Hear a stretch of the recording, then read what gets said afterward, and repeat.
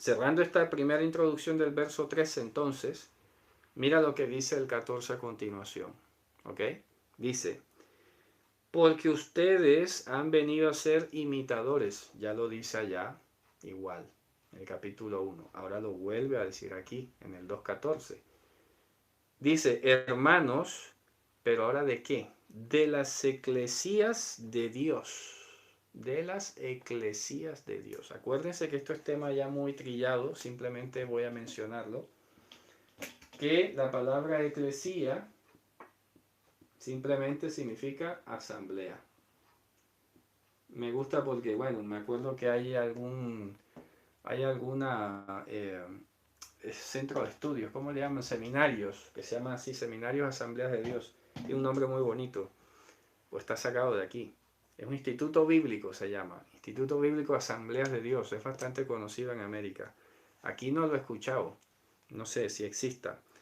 Pero mira qué interesante. Le está diciendo ahora, a la vez pasada hablamos del Evangelio de Dios y aquí está hablando las asambleas de Dios. Asambleas de Dios. Mira el énfasis. Palabra de Dios. ¿Te das cuenta? Y todo esto está articulado, palabra de Dios, evangelio de Dios, asambleas de Dios, solo en el nombre de Yehoshua HaMashiach. Mira cómo está articulado, repito, evangelio de Dios, palabra de Dios, asambleas de Dios. Eso es, esa es la radiografía. ¿Qué significa esto? Y aquí voy a tocar otro punto interesante. Las asambleas de Dios, es decir, las asambleas de creyentes, las asambleas de personas que han sido transformadas de verdad por el poder de Dios, no tienen que ser imitadoras del judaísmo. ¿Ok? No tienen que ser imitadoras del judaísmo. Tienen que ser asambleas de Dios. ¿Vale? ¿Eso qué significa? Ya lo expliqué en la clase pasada sobre las mitzvot, ¿se acuerda? Cuando hablamos de los minhagim y todo esto. Vale. Pero no tienen que ser imitadores. ¿En qué sentido? ¿Por qué? Porque lo que hace hoy una sinagoga es que ni siquiera en la época del Talmud lo hacían, por ejemplo. Yo alguna vez escribí un artículo que se llamaba Judaísmo Sidúrico. Voy a tratar de buscarlo de nuevo y lo voy a republicar para refrescar la memoria y como ampliación. Pues resulta que el núcleo, gran núcleo de lo que es una sinagoga hoy, judía, gira en torno al Sidur. ¿Y el Sidur qué es? Un libro de oraciones, que hace poco lo mencioné, que leí precisamente un extracto de una oración. Aquí tengo un Sidur, ¿ok? Viejito, todavía tiene más de 20 años, ¿vale? Pero ¿qué pasa? Que todo gira en torno a una mecánica de un rito de oraciones, un rito de cánticos y un rito de cosas, y todo se va allí. Puedes durar casi, no sé, 2, 3 horas según el caso, recitando y recitando y recitando. Pero resulta que además ocurre otra cosa muy extraña. Resulta que mucha gente hoy en día ni siquiera entiende lo que dice el Sidur en hebreo. Vale que hay unos que vienen traducidos, ¿no? Entonces la gente se agobia tratando de escuchar y de leer. Vaya lío. Entonces, ¿qué pasa? Que si nuestras asambleas de Dios quieren adoptar ese modelo, es que lo vamos a complicar. Porque ni hay el tiempo, ni hay el entendimiento, ni hay la necesidad, sobre todo, de hacerlo. No la hay. Entonces, no, vamos a hacer el shaharit. Bueno, a ver, que lo haga una sinagoga judía, lo respeto, lo entiendo y tal. Nuestro servicio, bueno, cuando nos reunamos, no pasa nada. Ahora, que una persona quiera hacer las oraciones del Sidur en su casa, como yo lo dije hace muchos años, bueno, lo puede hacer.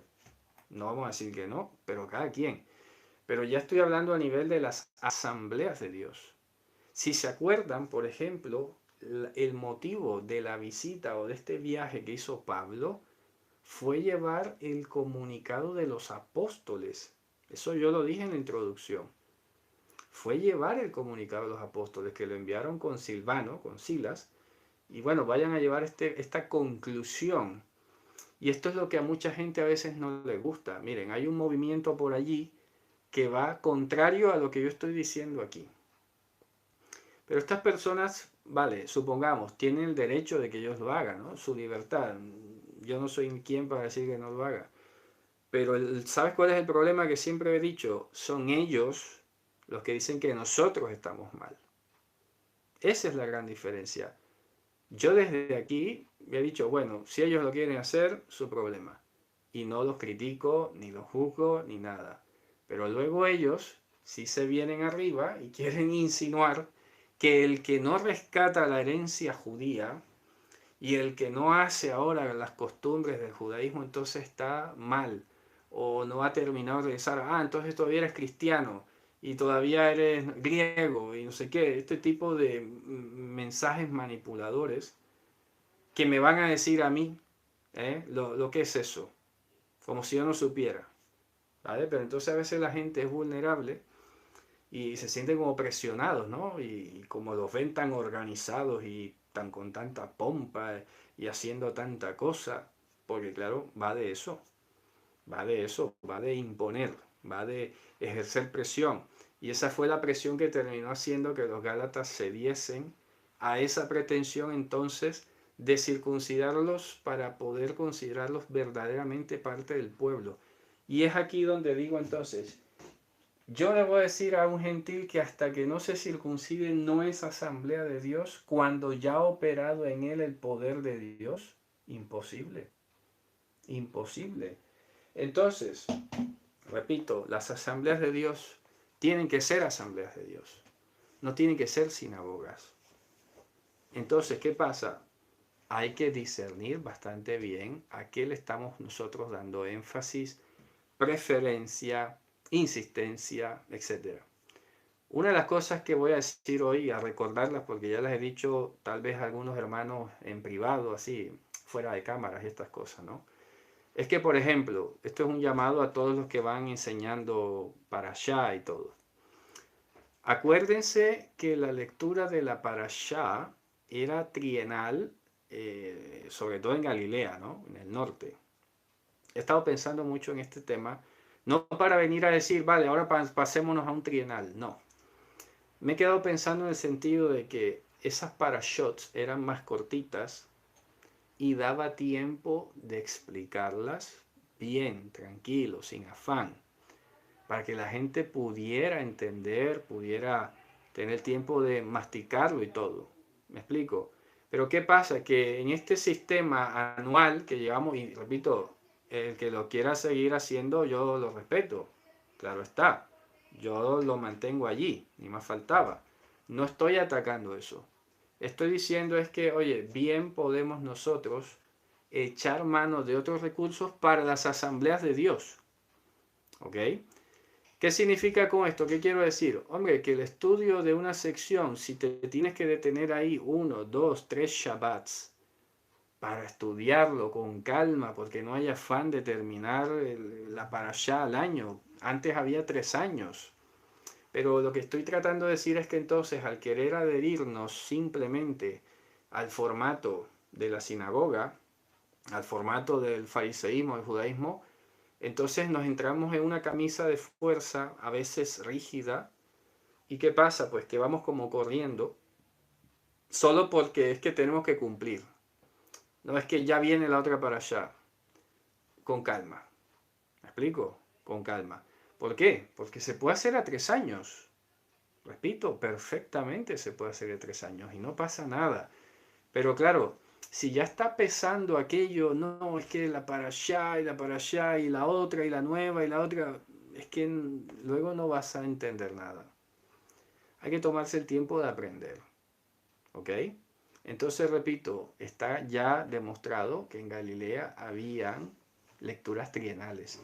No estoy seguro de cuál usaron los apóstoles, no me voy a atrever a decirlo, pero pensaría que para nuestro caso hoy y lo que yo veo que hay, sería bastante recomendable, opcional, repito, recomendable opcional, ¿ok?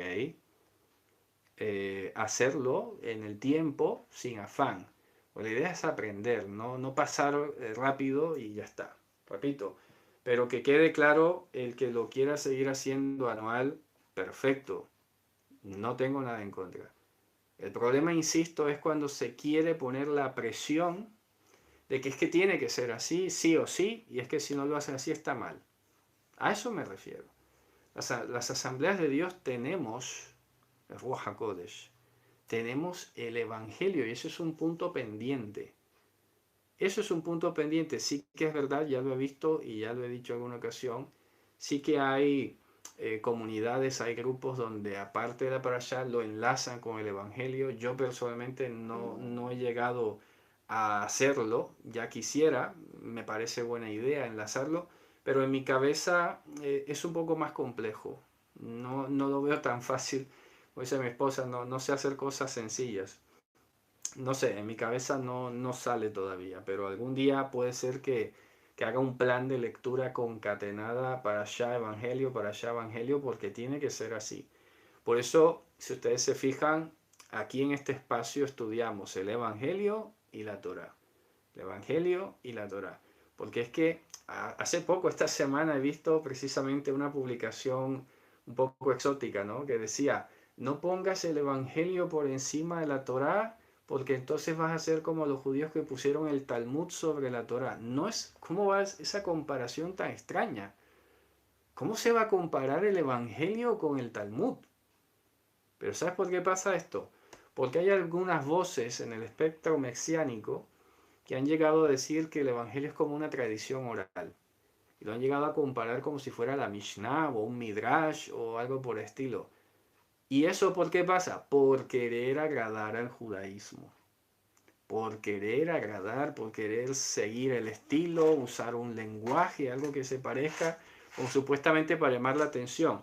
Y resulta que por muy hebraico que tú lo quieras poner, y te pones el talit y la kippah y el tefilín aquí, el sidur y vamos, todo perfecto, en un momento en el que el judío se dé cuenta que tú crees que Yehoshua es el Mashiach, te aborrece. Te voy a decir una cosa, hace poco se compartió varias veces que lo vi, un vídeo que se llamaba Predicando a los Judíos. Seguramente algunos de ustedes lo han visto. Si ustedes se fijan, que eso lo mostró el vídeo al final, ¿ok? El rabino y el otro que era como ortodoxo, que tenía las guedejas y todo, cuando les mostraban, sin decirle quién era, ¿no? Les mostraban palabras de Jesús o ideas de Jesús, ellos no sabían. Decían, oh, tiene que ser un hombre muy sabio, un piadoso, este es un santo, vamos, este es un judío, tal, tal, tal. En el mismo momento en que le dijeron, es que esto lo dijo Yehoshua de Nazaret, vamos, explotaron. Los otros no, porque los otros eran corrientes, no observantes, el otro tipo de personas, ¿no? Que estaban en la playa, el otro que iba por la calle. Pero estos que eran ortodoxos, automáticamente explotaron y se enojaron. Y entiendo por qué se enojaron. ¿Por qué? Porque eso, por un lado, tienen que saber que en el Talmud está prohibido leer el Evangelio. O sea, así que para un rabino, un ortodoxo, que tú le metas camuflado el Evangelio así, puede llegar a ser muy contraproducente. Muy contraproducente. Y segundo, que es que no es la manera. No puedes venir a ganártelos de ese estilo. Eso es desconocer la forma de pensar, la forma como se ve el mundo y todo lo demás. ¿Por qué? Porque claro, esto se hace normalmente en Occidente, ¿no? Te dan como el factor sospecha, tú te quedas curiosado y cuando ves, wow, qué genial, entonces sí, quiero ser como él o quiero imitarlo, o quiero seguirlo. No va a pasar así en el mundo judío. No va a pasar, a menos que Dios llame a esa persona y trabaje profundamente, pero no va a ser así instantáneo. Porque es que uno de los efectos que tiene este tipo de predicación es que se pretende ser instantáneo.